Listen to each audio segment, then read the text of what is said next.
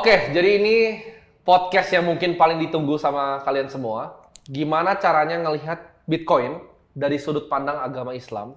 Iya. Jadi di sini saya langsung undang aja pakarnya di sini, yaitu Gus Ebit.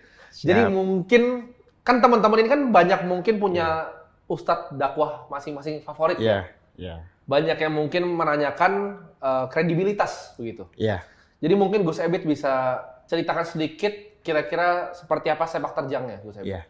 Jadi mungkin gini ya, saya pribadi murni lulusan pesantren, Ya. Bang Timothy. Jadi mulai 2010 sampai 2020.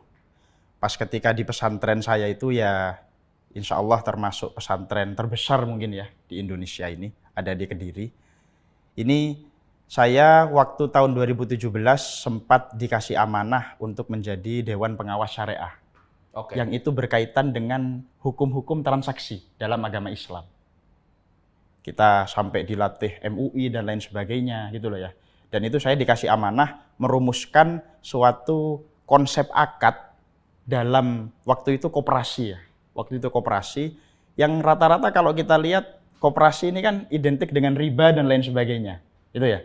Ini kita diberi tugas tentang itu, merumuskan konsepnya dan memang dididik untuk menjadi orang yang pakar dalam bidang muamalah tentang transaksi. Selanjutnya ketika tahun 2021 ya Bang Timothy, ketika saya 2020 akhir pulang, 21 tiba-tiba kami diberi amanah di Komisi Fatwa MUI Jawa Timur.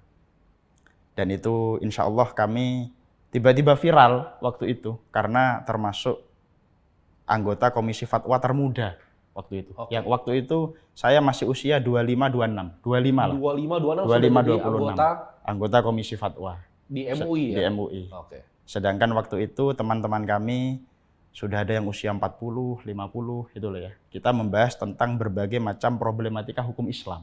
Ya.